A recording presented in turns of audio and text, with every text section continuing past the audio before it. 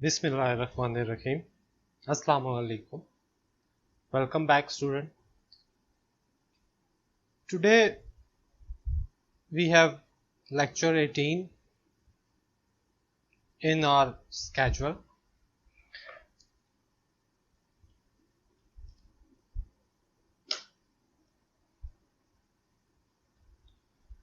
In the last few lectures, we see details about adder subtractors.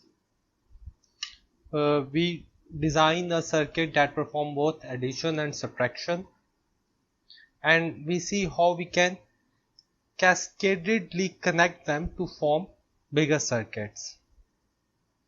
Later on, we see binary multipliers.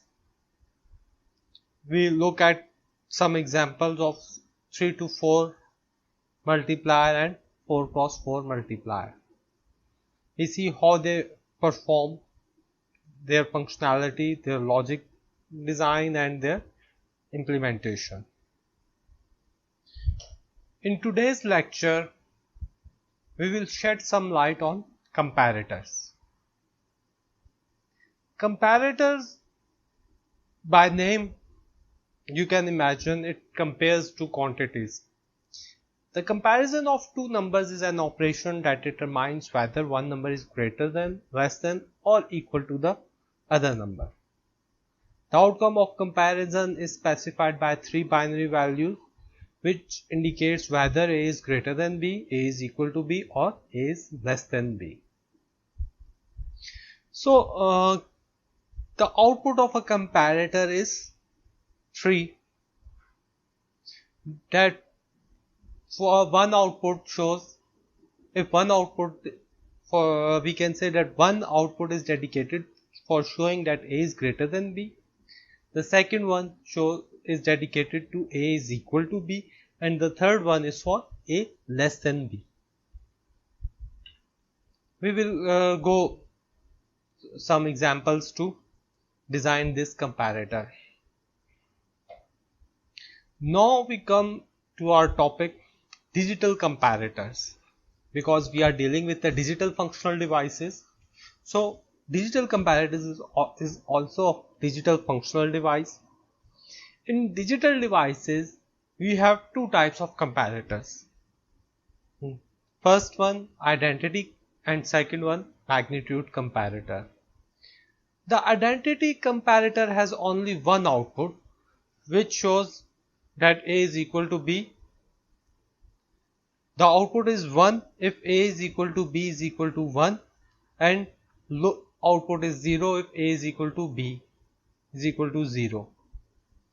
We get output high when we have both quantities equal and equal to 1.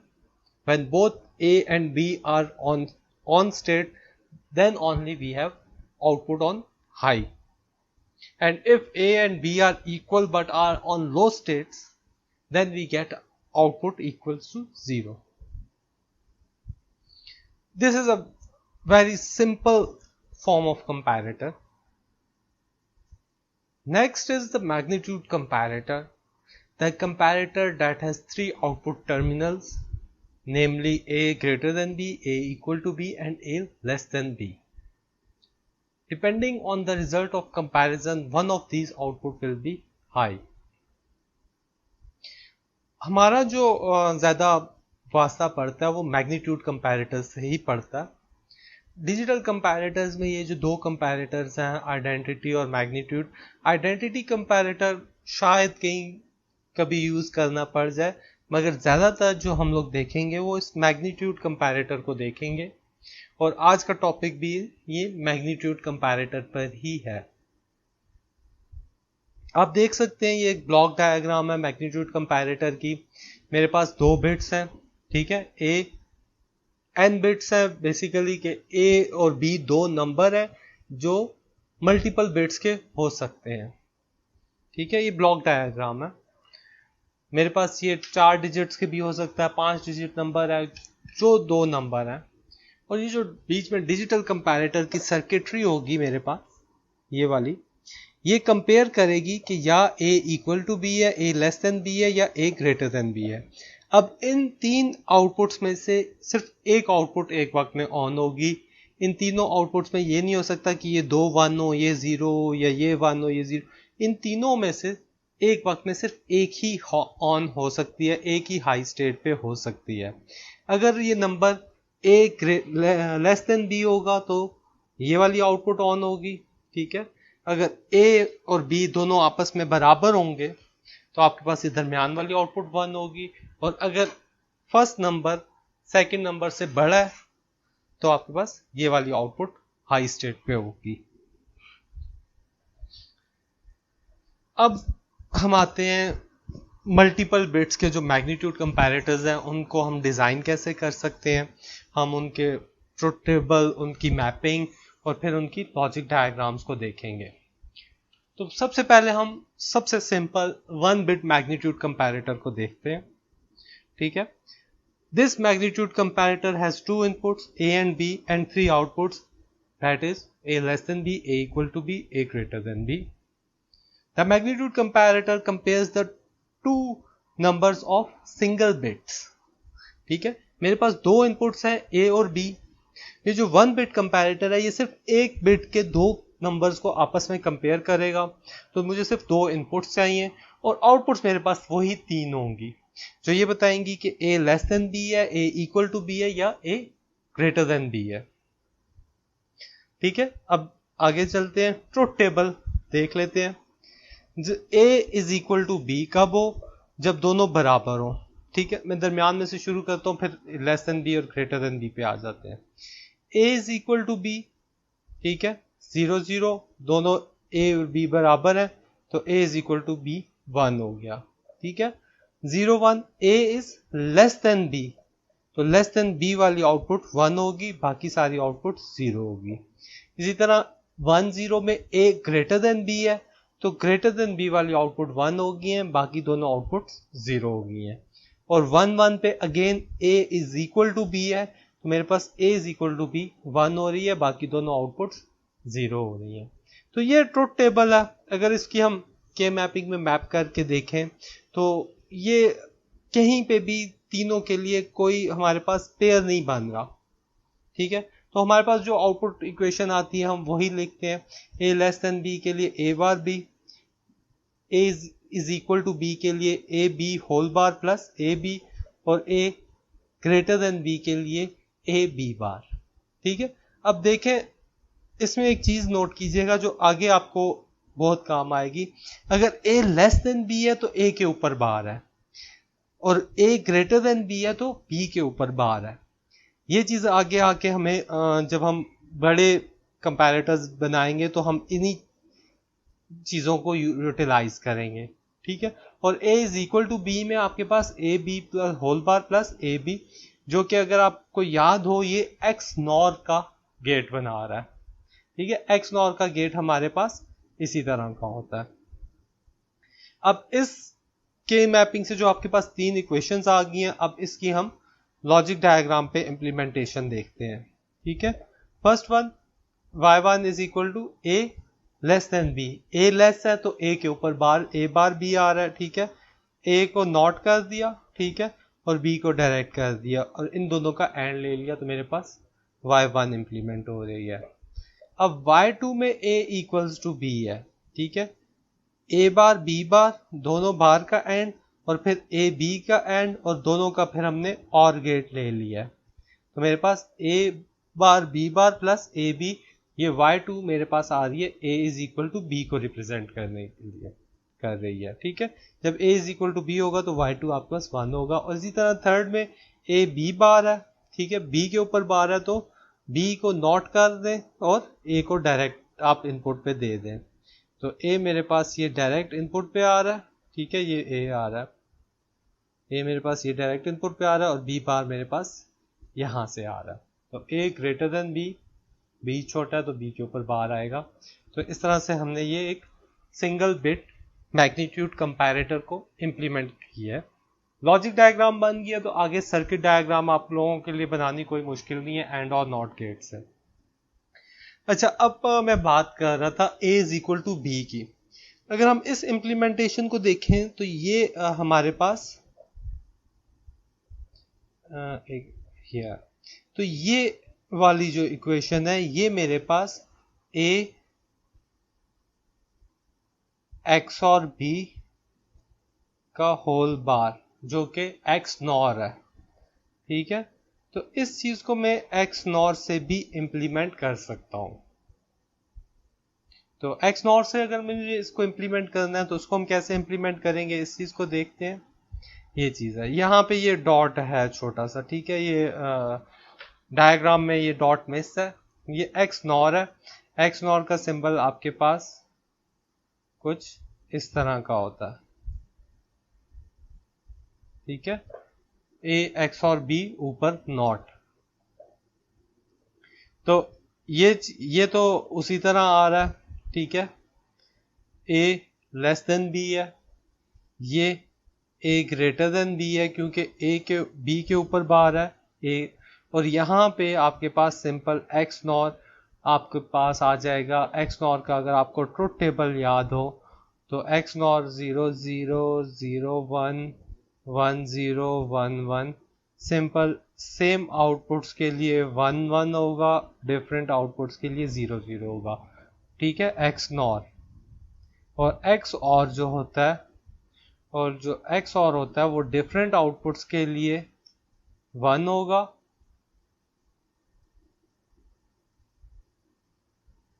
0 0 0 1 1 0 और 1 1।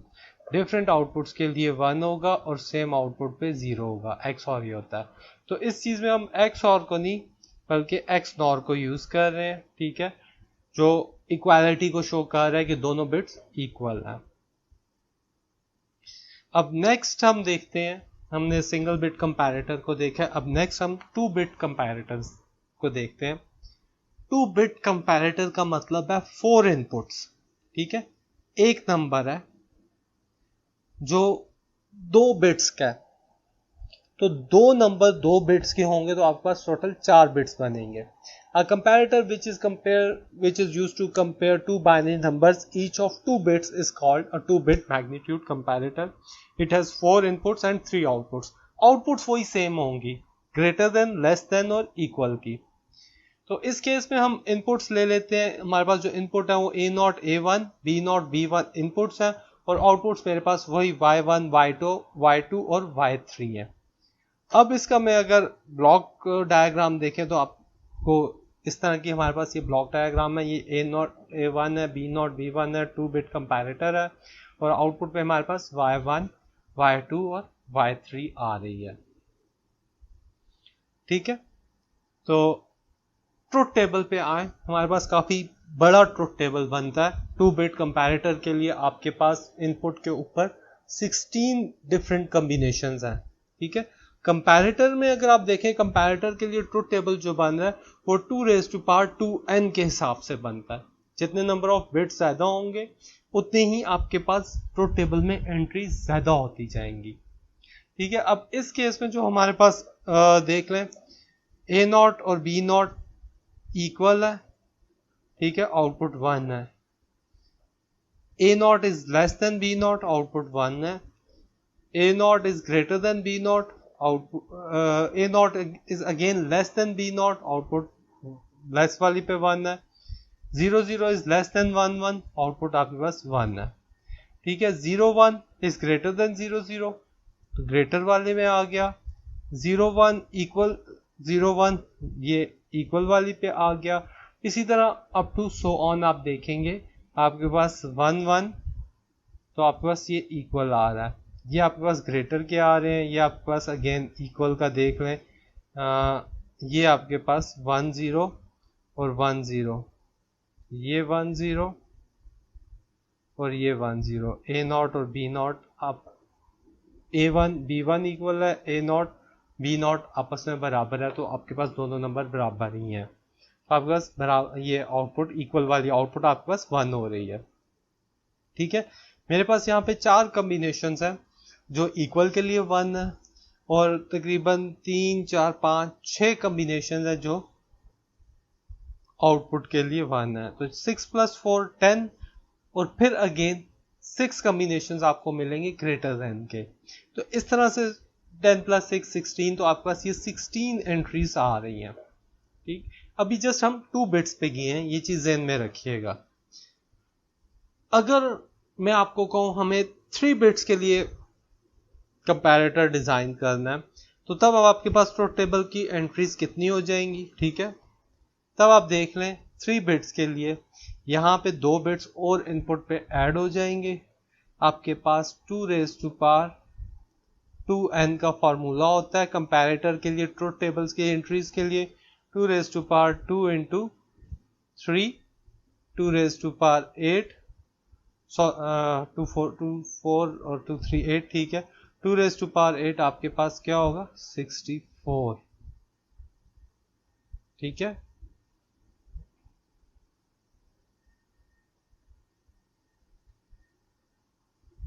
और cross 4 ये मेरा नहीं ख्याल 64 होता है, ये ज़्यादा बनेगा।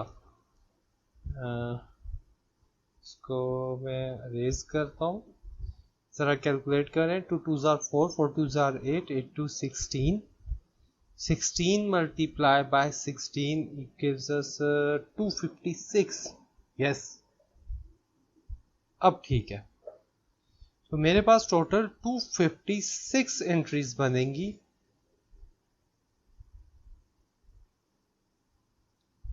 ओ सॉरी, ये 2 रेज़ टू पावर 4 बिट्स के लिए है। ठीक है, 4 बिट्स के लिए 2 रेज़ आपके पास 256 इनपुट्स कम्बिनेशन चाहिए, और अगर 3 के लिए करना है तो 2 रेज़ टू पावर 6 यहाँ पे कर लेते हैं, 2 रेज़ टू पावर 6 आ जाएगा। ठीक है, अब इसको कैलकुलेट करें, 2 इंटू 2 4 4 टू 8 8 टू 16 और 16 टू 32 32 64 64 1 टू 8, बल्कि मेरे ख्याल 64 आएगा। इसको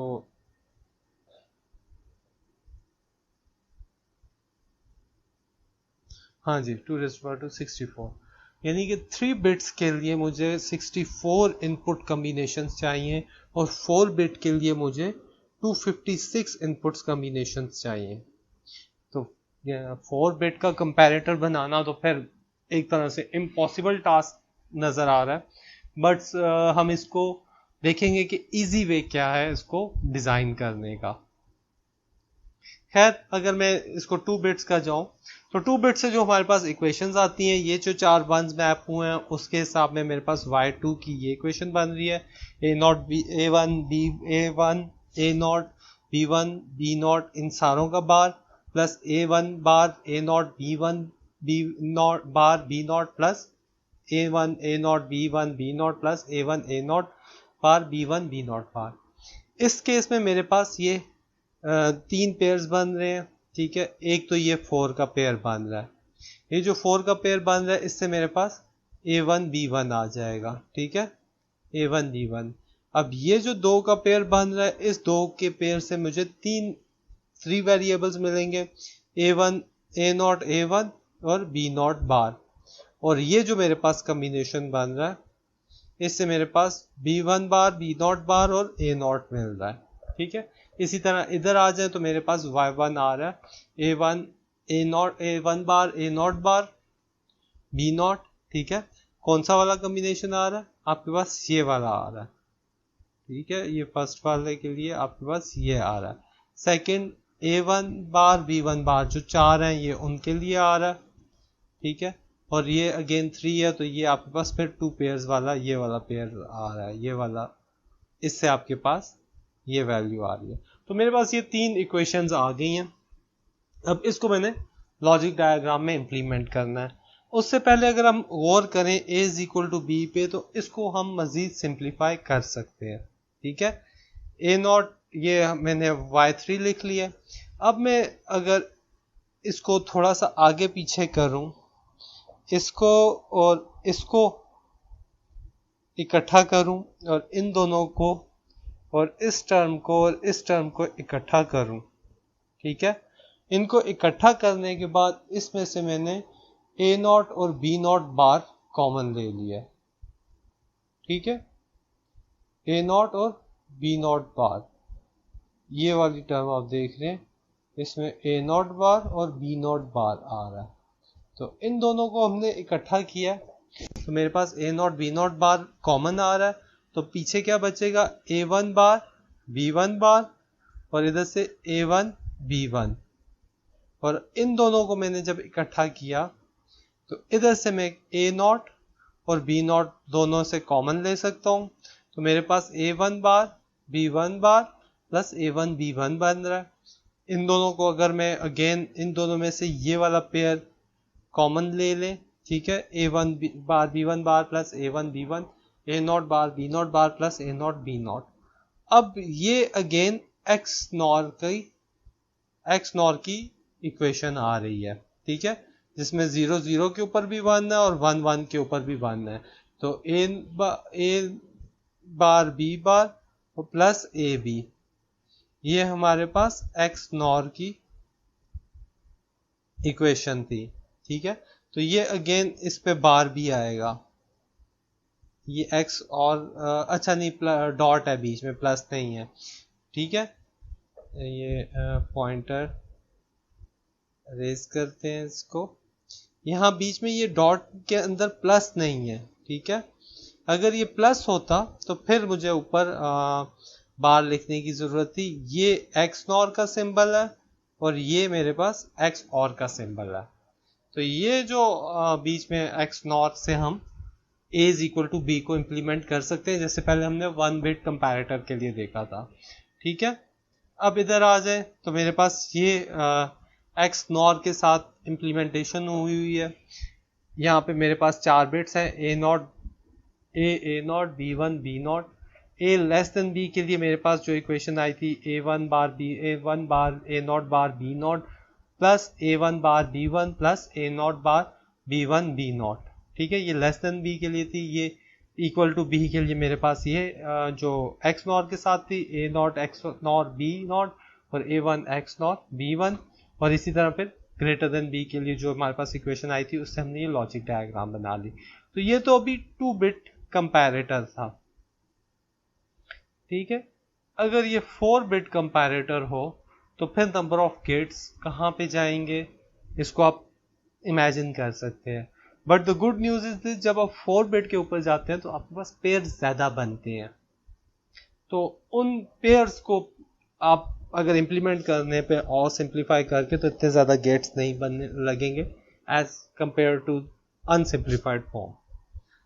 तो आगे अब हम देखते हैं 4 बिट मैग्नीट्यूड कंपैरेटर।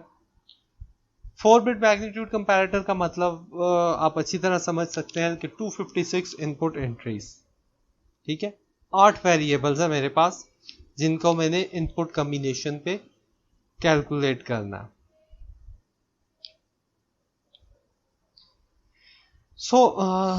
इसकी डिटेल देखते हैं हम।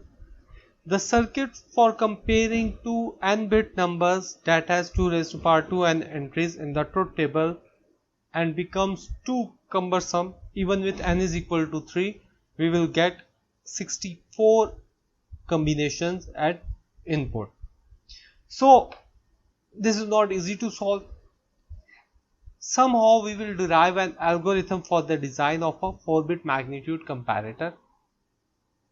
हम एक एल्गोरिथम की मदद से इसको डिजाइन करने की कोशिश करते हैं। ये एल्गोरिथम हमने डिराइव नहीं किया हुआ, एक ऑलरेडी डिराइव्ड एल्गोरिथम है, उसको हम दोबारा से डिराइव कर रहे हैं, ठीक है। ये एल्गोरिथम जिस पे हम बात कर रहे हैं, ये जो हम बुक फॉलो कर रहे हैं, कोर्स बुक डिजिटल डिजाइन, उस पे ये टॉपिक डिटेल में डिस्कस हुआ है, ठीक है। तो consider 2 numbers a and b with 4 digits each. Write coefficient of the numbers in descending orders of significance.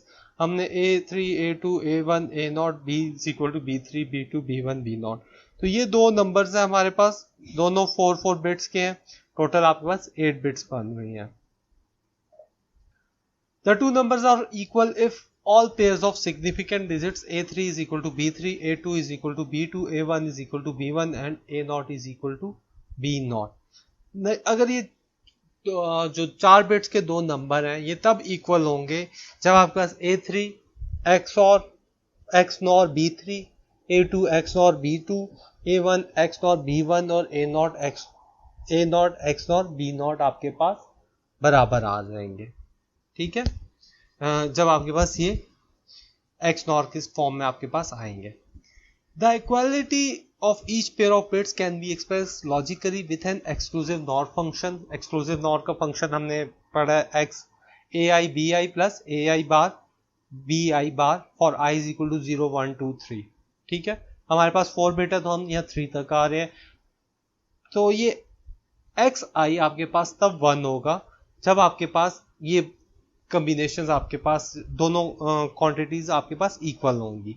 ठीक है, अब x1 आ जाएगा, x2 x not x1 x2 x3. ठीक है, यहां से मेरे पास x not x1 x2 x3. जब ये x not x1 x2 x3 सारे हाई यानी सारे 1 होंगे तो मेरे पास ये नंबर इक्वल होगा. ठीक है, जिस तरह हमने इस केस में कहा था कि सारे x नॉट जब आप आपस में आउटपुट इक्वल होंगे, नंबर आपस में सारे डिजिट्स इक्वल होंगे तो एक्स नॉर की आउटपुट आपके पास 1 आ रही होगी.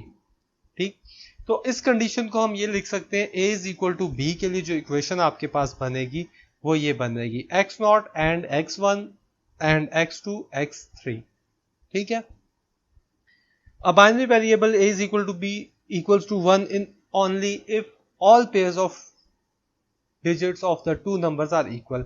कि यानी कि ये x नॉट 2 डिजिट्स पे है, x1 ये इस तरह से 2 4 6 8 ये 8 डिजिट्स के आपके पास रिजल्ट्स आ रहे हैं. अगर ये 2 डिजिट्स आपस में बराबर होंगे एज और बीज के तो आपके पास ये a is equal to B आएगा, else a is equal to B आपके पास 0 होगा.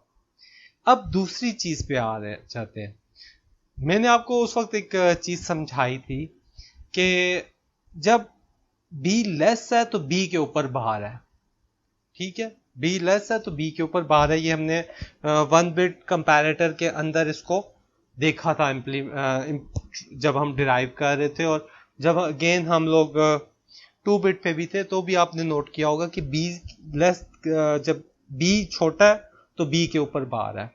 तो हम क्या करते हैं a3 b3 a2 b2 a1 b1 a0 b0 और b's के ऊपर सारे बार लगा दिए हैं. ठीक है, b3 b2 b1 b0 इन सारों के ऊपर मैंने बार लगा दिए. अब मैं डिसेंडिंग ऑर्डर में ये x3 वाला पेयर भी इसके साथ एंड कर देता हूं. ठीक है, कि ये पॉसिबिलिटीज भी आपके पास साथ साथ आ रही हैं. ठीक है, अब जब आप 0 0 1 0 0 0 0 0 0 0 1 तो ये अगर 3 बिट्स में आप देखें तो ये वाली कंडीशंस आपके पास इक्वल वाली कंडीशन इन 0 और 1 के साथ आ रही हैं. ठीक है, जो मोस्ट सिग्निफिकेंट बिट है, जो इधर मोस्ट सिग्निफिकेंट बिट आपके पास ये a3 इधर है, ये a2 है, ये a1 है और ये a0 है. ठीक है, जो a3 है इसके साथ तो मुझे मोस्ट सिग्निफिकेंट बिट इधर है, इसके साथ आगे की मुझे कोई वैल्यूज देखने की जरूरत नहीं है. अगर इससे आगे वाली सारी वैल्यूज लेस है तो फिर मैं डायरेक्ट a b के ऊपर बार कर देता हूं, तो इसलिए मैंने a3 b3 बार कर दिया. अब x3 a2 के साथ है, a2 के साथ मेरे पास 2 बिट्स और भी हैं. ठीक है, a2 से इधर सॉरी एक बिट है और है यहाँ पे ये a2 आ रहा है. ठीक है, तो ये मे बी a2 b2 बाहर के अलावा यहाँ पे ये जो है ये मेरे पास सेम भी हो, जाहिर बात है 0 0 0 1 1 0 फिर 1 1 1, तो दो कंडीशंस में ये सेम आउटपुट्स भी आ रही हैं. जहाँ पे आपके पास ये दो a3 जो है ये a3 और b3 आपस में बराबर भी आ रहे हैं. ठीक है, तो इसलिए मैंने यहाँ पे ये x3 लिख दिया. इसी तरह जब मैं a1 के ऊपर गया तो मेरे पास ये a3 b3 भी बराबर हो सकते हैं, a2 b2 भी आपस में बराबर हो सकते हैं, और a1 और b1 का हम कंपैरिजन देख लें. ऑल्दो इनका कंपैरिजन भी तब ही आएगा जब ये सारे आपके पास 1 होंगे. ठीक है, x3 x2 आ गया a1 b1, और सिमिलरली मैं x3 x2 x1 a0 b0 कर देता हूँ. x0 मैंने यहाँ पे यूज नहीं किया, x1 तक ही हम आएंगे. जब ये ग्रेटर जब b लेस था, ए ग्रेटर था, तो ए के ऊपर बी के ऊपर बार था। अब ए लेस है तो अब ए के ऊपर बार आ जाएगा, बाकी ऊपर सेम वही लॉजिक अप्लाई हो रही है। ठीक है, ए लेस है तो ए के ऊपर बार है, बाकी सेम x3 क्यों है, x2 x3 x2 क्यों है, x3 x2 x1 क्यों है, क्योंकि ट्रुथ टेबल में हमने देखा है कि सिर्फ ये नहीं है। अगर मैं ऊपर दोबारा आपके पास ट्रुथ टेबल पे जाऊं तो आप देख रहे हैं ये 0 1 0 1 ये सेम भी हो सकते हैं। ठीक है, ये खैर ये लेस देन बी के लिए ये कॉम्बिनेशन, ये 0 0 वाला, ये 0 0, ठीक है, जिस तरह इस केस में 0 0, ये 0 0 सेम भी हो सकते हैं, ये क्योंकि ये पहले चार आपके पास जीरोज हैं, इधर ये दो जीरो सेम है। ठीक है, अब ये 0 और ये 0 सेम भी हो सकता है, सिर्फ कंपैरिजन इसका हो रहा है। ठीक है, तो इस केस में ए बार बी बन रहा है, ए के ऊपर बार है तो ए लेस देन बी है। अब ए ग्रेटर देन बी वाली अगर मैं एग्जांपल देखूं तो यहां पे ये भी 0 है, ये भी 0 है। ठीक है, ये दोनों आपस में इक्वल है, तो वो अगेन जो इक्वल की इक्वेशन थी वो एक्स नॉर की आ जाती है, यानी A one bar B, A one bar B one bar plus A one B one, फिर and with A not plus B not bar. तो ये इस तरह से ये है। ठीक है, ए वन ग्रेटर है, बी नॉट छोटा है, तो बी नॉट बार।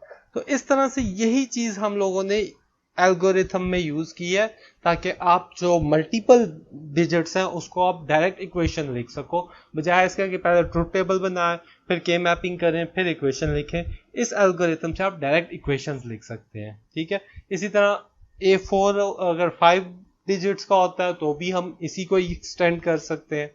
ठीक है, 6 डिजिट्स का हम डायरेक्ट इक्वेशंस लिख के सकते हैं, और इनडायरेक्ट इक्वेशन से हम फिर ये इम्प्लीमेंटेशन कर सकते हैं। अब इसमें एक चीज आप देखोगे कि एक्स नॉर हम यूज नहीं कर रहे, बल्कि एक्स नॉर के साथ जो एंड और नॉट की इम्प्लीमेंटेशन है हम वो यूज कर रहे हैं। इसका फायदा हमें ये होगा कि हमने जो ए नॉट बी लेना है वो भी हम यहां से ले लेंगे, उसके लिए हमें अलग से नहीं बनाना पड़ेगा। ठीक है, अब ये चीज हमारे पास x3 आ गई है, क्योंकि ये x नॉर की इंप्लीमेंटेशन है, x3 x2 x1 और x नॉट। अब ये आगे जिस तरह से अब a is equal to B के लिए मेरे पास ये सारे जो x3 x2 x1 और x नॉट है, इन सारों का मैंने अगर एंड लिया है तो मेरे पास ये a is equal to B आ रहा है। ठीक है, अब जहां पे मेरे पास b नॉट आ रहा है और a आ रहा है, पहले मैं उनका एंड ले लेता हूं, फिर उसके साथ में x2 को पहला तो सेम उसी तरह आ जाएगा। ठीक है, पहले में तो सेम ये जिस तरह लेस देन बी है, ये लेस देन बी से मुझे डायरेक्ट यहां से ये आ रहा है। सेकंड वन में मेरे पास ये ये सेकंड वन में मेरे पास ये x3 के साथ एंड हो रहा है।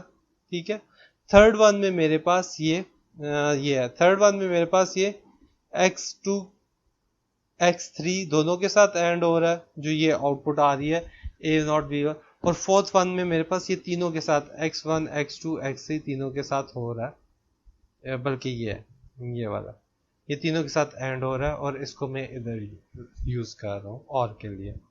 इसी तरह ये तो मैं इधर भी यूज कर सकता हूँ, ये मैं इधर भी यूज कर सकता हूँ। फिर इसी तरह मैंने a ग्रेटर देन b की इंप्लीमेंटेशन की है। तो ये आपके पास एक 4 बिट मैग्नीट्यूड कंपैरेटर की लॉजिक डायग्राम है, उसकी इंप्लीमेंटेशन है। इसी तरह इस एल्गोरिथम को यूज करके हम 5 bit 6 bit up to n bits तक जा सकते हैं। तो आज के लेक्चर में हम लोगों ने डिजिटल कंपैरेटर्स को देखा है, डिजिटल कंपैरेटर्स हम कैसे डिजाइन कर सकते हैं, क्या एल्गोरिथम्स है। हमने 1 बिट से स्टार्ट किया, 2 बिट को देखा, और फिर हमने अप टू 4 बिट तक का मैग्नीट्यूड कंपैरेटर डिजाइन किया। इस लेक्चर को गो थ्रू कीजिएगा, अगर कोई आपका क्वेश्चन होता है तो इंशाल्लाह हम वो क्वेश्चन एंड आंसर के सेशन में उसको क्लियर कर लेंगे। और ये कि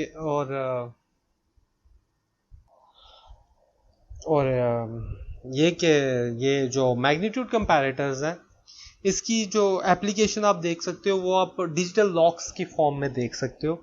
जो आप डिजिटल लॉक्स आप बी पे एक नंबर सेट करते हो, ठीक है। जब आप ए पे वो नंबर दोगे तब ही आपके पास लॉक ओपन होगा, जब वो नंबर बराबर होगा तो ही आपके पास लॉक ओपन होगा, अदरवाइज वो लॉक ओपन नहीं होगा। तो इन कंपैरेटर्स की ये एप्लीकेशन है डिजिटल लॉक्स, ठीक है। उसमें हमें डिजिटल लॉक्स में हमें ये आउटपुट्स नहीं चाहिए होती, सिर्फ ये वाली आउटपुट चाहिए होती है, और ये सिंपल एक्स नॉर के साथ आप इजीली इंप्लीमेंट कर सकते हो। तो आज के लेक्चर के लिए इतना ही है। इंशाल्लाह नेक्स्ट लेक्चर में हम फिर डिकोडर्स को डिस्कस करेंगे। अपना ख्याल रखिएगा। अल्लाह हाफिज।